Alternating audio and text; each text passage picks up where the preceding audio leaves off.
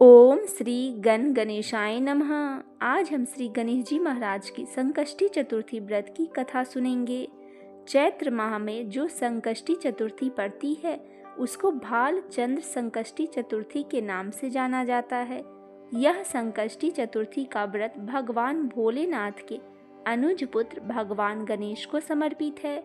इस साल भाल चंद्र संकष्टी चतुर्थी का व्रत 17 मार्च यानी कि आज रखा जा रहा है। वहीं इस दिन भगवान गणेश की विशेष पूजा अर्चना करने का विधान है।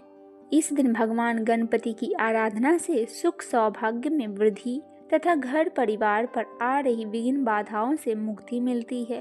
इस दिन श्री गणेश जी की पूजा अर्चना से रुके हुए मांगलिक कार्य संपन्न हो जाते हैं।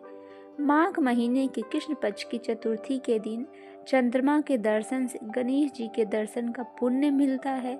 चौथ की पौराणिक कथा सुनते हैं। यूँ तो बहुत सारी कथाएं प्रचलित है, लेकिन आज हम 2 पौराणिक कथा सुनेंगे। त्रेता युग में रावण ने स्वर्ग के सभी देवताओं को जीतकर अंगद के पिता बाली को पीछे से जाकर पकड़ लिया।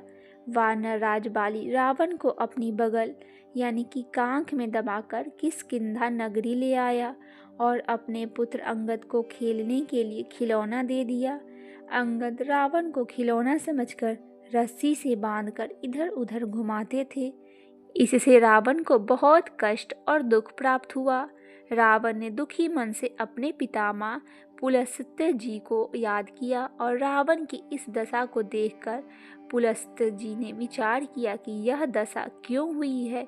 अभिमान हो जाने पर देव मनुष्य असुर सभी को यही गति होती है। पुलस्त्य ऋषि ने रावण से पूछा, तुमने मुझे क्यों याद किया है? रावण बोला, पितामह मैं बहुत दुखी हूँ, नगरवासी मुझे धिक्कारते हैं, आप मेरी रक्षा करें। रावण के ऐसे वचन को सुनकर पुलस्त्य जी ने बोला, पुत्र तुम डरो नहीं, तुम इस बंधन से जल्दी मुक्त हो जाओगे। पुलस्त्य जी ने कहा, तुम विघ्न विनायक गणेश जी का स्मरण करके व्रत करो। पूर्व काल में वृत्रासुर की हत्या से छुटकारा पाने के इंद्र की इस व्रत को किया था, इसीलिए तुम भी इस व्रत को करो। रावण ने भक्ति पूर्वक इस व्रत को किया और बाली के बंधन से मुक्त होकर पुनः अपने राज्य को प्राप्त किया। बोलिए भगवान गणेश जी की जय। आइए अब हम दूसरी कथा का श्रवण करते हैं। एक बार देवों के देव महादेव ने शिव जी के, कार्तिकेय व गणेश जी से पूछा कि तुम में से कौन देवताओं के कष्टों का निवारण कर सकता है। तब कार्तिकेय व गणेश जी दोनों ने ही स्वयं को इस कार्य के लिए सक्षम बताया। इस पर भगवान शिव ने कहा कि तुम दोनों में से जो भी सबसे पहले पृथ्वी का परिक्रमा करके आएगा वही देवताओं का मदद करने जाएगा।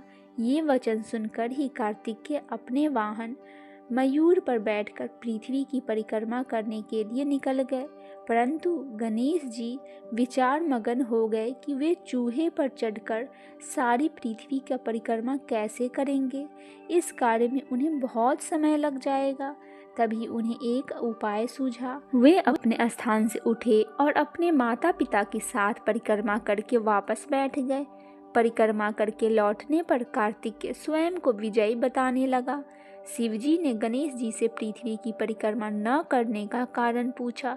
तब गणेश जी ने कहा, माता पिता के चरणों में ही समस्त लोक है। यह सुनकर भगवान शिव ने गणेश जी को देवताओं के संकट दूर करने की आज्ञा दी और गणेश जी को आशीर्वाद दिया कि चतुर्थी के दिन जो तुम्हारा श्रद्धापूर्वक पूजन करेगा और रात्रि में चंद्रमा को अर्घ देगा उसके सभी कष्ट दूर हो जाएंगे।